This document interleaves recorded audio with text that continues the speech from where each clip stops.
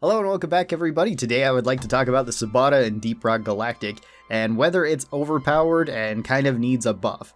Because ever since Season 3 came out and the GK2 got a pretty huge buff and is really good now, people have been asking why hasn't the Subata gotten a buff? And that's a pretty good point, I would say.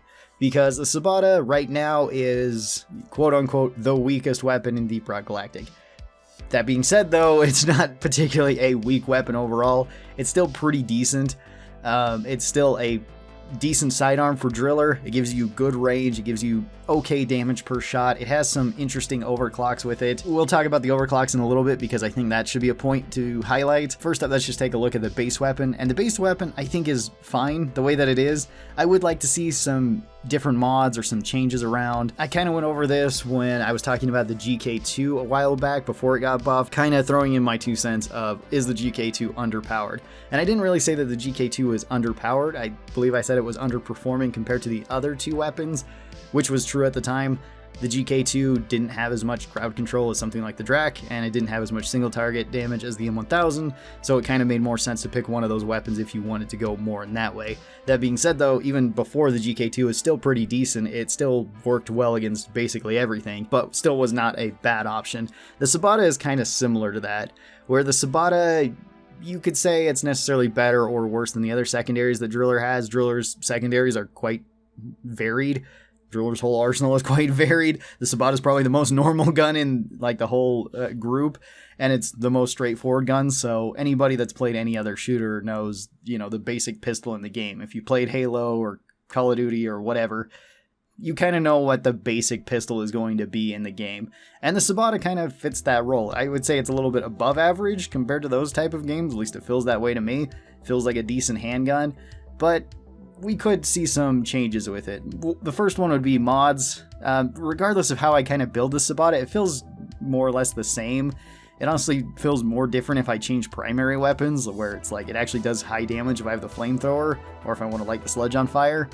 Usually I'll need somebody else to do that for me, as opposed to just taking something like the new corrosion damage on there. But if I was to build the Subata for all ammo, and then build it for all damage, and then build it for all like accuracy, it doesn't really feel that much different because the damage isn't super high, the ammo isn't super high, the accuracy isn't super high compared to the base Subata if I wanted to mix and match these mods. That's not necessarily a bad thing because all the mods do feel like a nice little bonus to the Subata, which I feel like all the mods kind of should be that way, but I think it would be better if the Subata felt more distinct based on the way I wanted to build it. So if I build it for, you know, a lot more damage, it would actually feel, you know, more damaging per shot, more so than it does currently. Same way if I wanted to build it for more accuracy, more ammo, more whatever it might be, I would like it to feel a little bit more distinct than it does. Because like, let's go to the GK2 again, it does feel a little bit more distinct when you build it all for just kind of quality of life stuff where you get extra ammo, faster reloads. It does feel different than if I went full rate of fire and full damage build, or if I just went kind of a mix where I went more of a hybrid build.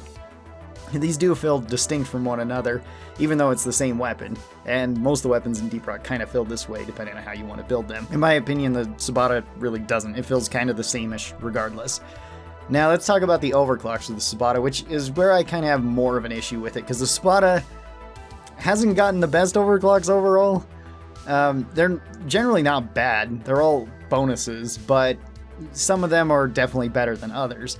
Where we have 2 clean overclocks, chain hit, which is just kind of a meh overclock. I kind of wish this one would be changed because it doesn't really feel like much. It feels like just something you throw on the gun if you don't have anything else. Homebrew powder, which randomizes your damage, which doesn't really help the Subata all that much either. Yeah, if you build full damage and build it for a fire build, it can feel okay, but it always just is going to feel kind of okay, at least in my opinion. Our one balanced overclock is the larger magazine, which feels fine because you can run Born Ready then with the gunner if you really like Born Ready. Be sure to take it with the flamethrower or the sludge pump, because otherwise it's kind of redundant if you take it with the cryo cannon. But with the other 2, it can be kind of fun because you can just never fully run out of shots before your other gun reloads. So kind of a cool little overclock, and even if you didn't want to take something like that, it still gives you a larger mag size, so that's nice. Then with the unstables, we have automatic fire, which is a really fun overclock, and still pretty decent. I wouldn't really say that it's way great for the Subata, because you can still tap fire the Subata quite fast, but it is kind of nice for anybody that doesn't like to tap fire guns. You can just hold down the gun and keep firing, and it's still fairly accurate even with its reduced spread and increased recoil. Tranq rounds, which has its own unique niche because it has a really long stun on it, so if you really hate certain enemies, you can stun them for a long time, especially Mactera. Works pretty well against them. Makes it really easy to stun, particularly a bunch of Tri-Jaws, and then either light them on fire or freeze them or hit them with the sludge pump, whatever it might be. So that one at least has a niche to fill. And then Explosive Reload, which I would say is the best Subata overclock and just a really strong overclock in general. This lets you do a lot of single target damage to basically anything that you want. It clears up rocks really well on escort missions, as well as does really high damage towards anything that you can put it on. And that one feels the most distinct, at least to me. So, you know, the unstables, I don't really have a problem with. I think they could be fine. I think they would be kind of cool to maybe tweak a little bit, maybe give automatic fire a little bit more rate of fire or something like that.